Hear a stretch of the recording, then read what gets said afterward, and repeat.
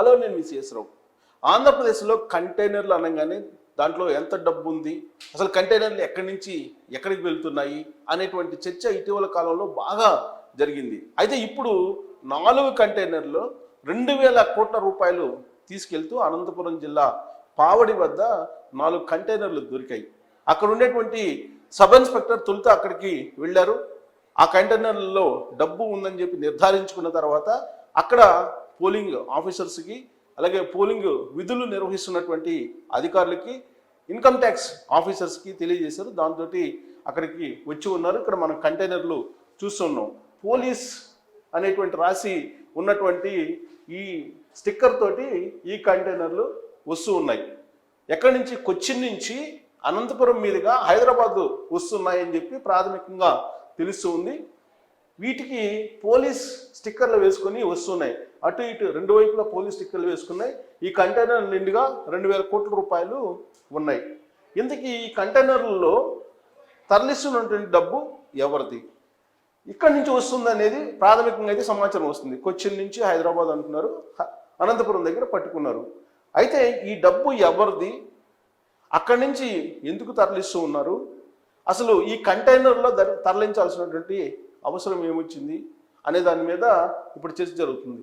అయితే ఇప్పుడు అక్కడ ఉండేటువంటి సోర్స్ ప్రకారం ఏంటంటే అది ఇప్పటి వరకు కంప్లీట్గా ఎవరివి అనేది నిర్ధారణ కాలేదు. అయితే సెంట్రల్ బ్యాంక్, ఐడిబిఐ బ్యాంకు లేదా ఐసిఐసిఐ బ్యాంకు, ఇలా ప్రైవేట్ బ్యాంకుల పేర్లు కొన్ని చెప్తూ ఉన్నారు.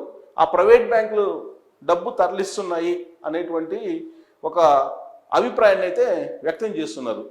గతంలో మనం ఇడుపులపై నుంచి కడప మీదుగా చెన్నై వెళ్తున్నటువంటి కంటైనర్లకు సంబంధించినటువంటి అంశం బయటకు వచ్చింది దాదాపు నెలన్నర క్రితం.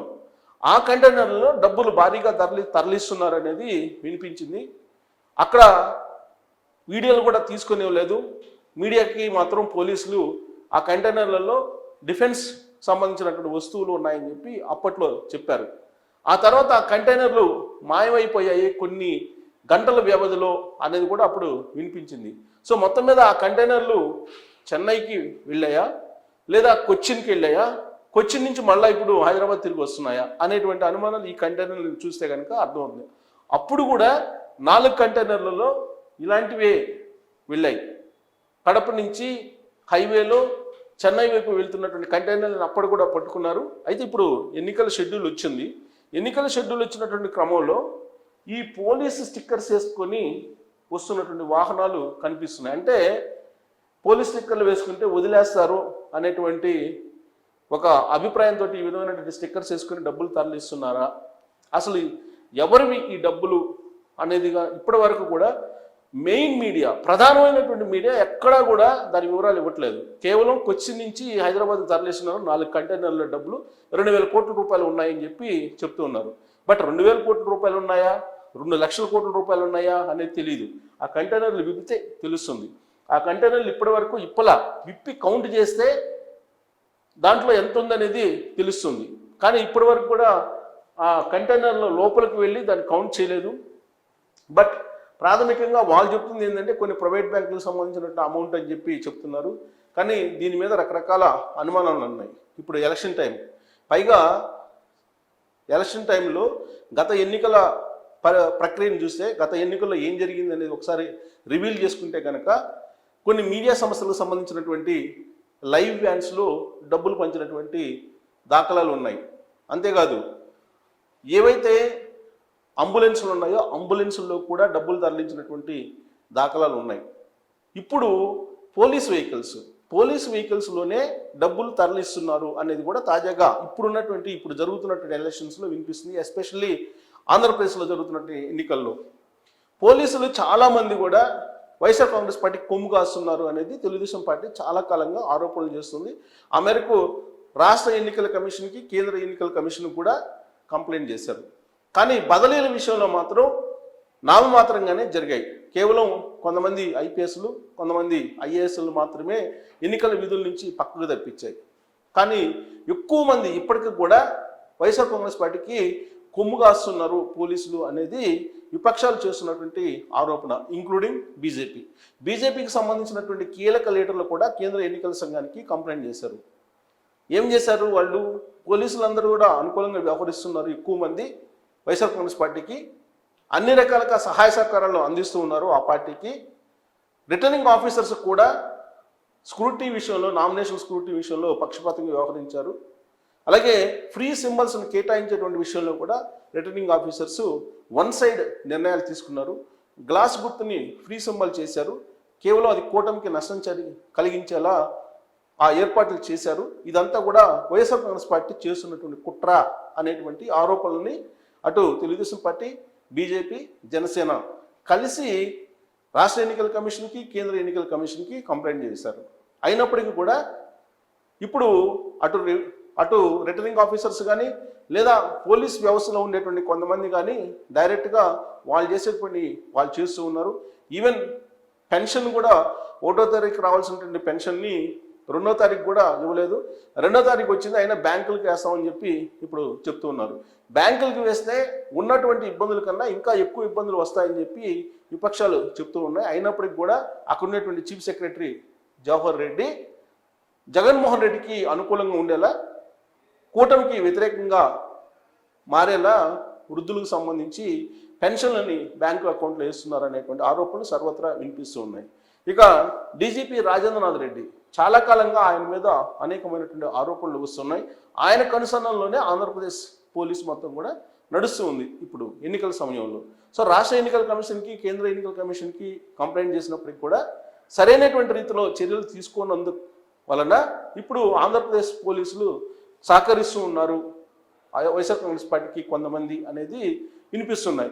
ఈవెన్ ఎన్నికల కోడ్ వచ్చిన తర్వాత కూడా వచ్చినటువంటి తొలి రోజుల్లో డ్రగ్స్ కంటైనర్, విశాఖలో డ్రగ్స్ కంటైనర్ బయటకు వచ్చింది.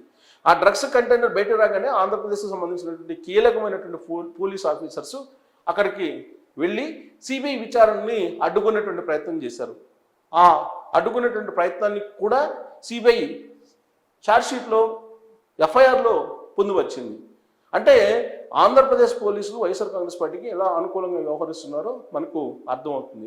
ఆ తర్వాత ఆ డ్రగ్స్కు సంబంధించినటువంటి వ్యవహారం రకరకాల రూపాల్లో తిరిగింది. సంజయ్ ఆక్వా ఎక్స్పోర్ట్స్ సంబంధించినటువంటి కంపెనీకి వెళ్ళింది.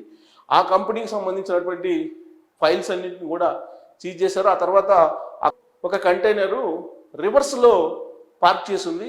అసలు రివర్స్లో ఎందుకు వెళ్ళింది, ఆ కంటైనర్లో డబ్బులు తరలిస్తున్నారు అనేది అప్పట్లో తెలుగుదేశం పార్టీ సీరియస్గా చేసినటువంటి ఆరోపణ.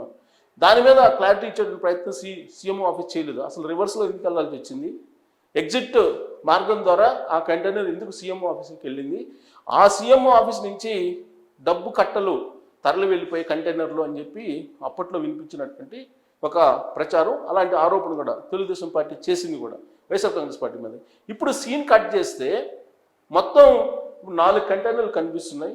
ఈ 4 కంటైనర్లో డబ్బు తరలించేటువంటి అవకాశం ఎవరికి ఉంటుంది అని అంటే బీజేపీ వాళ్ళు కానీ, తెలుగుదేశం పార్టీ వాళ్ళు కానీ, జనసేన వాళ్ళు కానీ చెప్పేది ఏంటంటే గత 5 ఏళ్లుగా కూడా ఆంధ్రప్రదేశ్లో మద్య నిషేధం ఉంది. ఈ మద్య నిషేధం పెట్టడంతో పాటు మద్య నిషేధాన్ని మరొక రూపంలో తీసుకొచ్చారు. మద్య నిషేధం చేయకుండా మద్య నిషేధం అని చెప్పి 2019 ఎన్నికల్లో జగన్మోహన్ రెడ్డి చెప్పారు.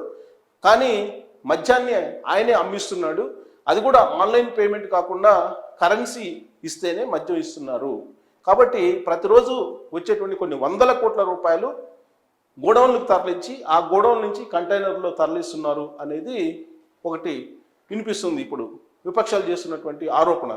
సో ఇప్పుడు ఈ కంటైనర్లో తరలిస్తున్నటువంటి డబ్బు ప్రైవేట్ బ్యాంకులదా లేదా మద్యం అమ్మకాల ద్వారా వచ్చినటువంటి ఆంధ్రప్రదేశ్ సంబంధించినటువంటి ప్రభుత్వానిదా, లేదంటే దాన్ని ప్రైవేటు సంస్థలకు ఇచ్చారు కాబట్టి మద్యాన్ని తయారు చేసేది అలాగే అమ్మేది కూడా వాళ్ళు ఈ డబ్బును తరలిస్తున్నారు. ఎన్నికల సందర్భంగా ఎవరికి తరలిస్తున్నారు? ప్రైవేట్ బస్సుల్లో కూడా, ప్రైవేట్ ట్రావెల్స్లో కూడా హైదరాబాద్ నుంచి విశాఖపట్నం వెళ్తున్న సందర్భంగా ఇవాళ 250 కోట్ల రూపాయలను సీజ్ కూడా చేయడం జరిగింది. 250 కోట్ల రూపాయలు తరలిస్తున్నారని కూడా తెలుస్తుంది. ఇలా విచ్చలవిడిగా ఒక డంపు కంటైనర్లలో డబ్బుల్ని తరలిస్తున్నారంటే ఇది ఎవరికి సాధ్యము అనేది మీరు కూడా తెలిసి మీ అభిప్రాయాన్ని కూడా తెలియజేయచ్చు. Thank you.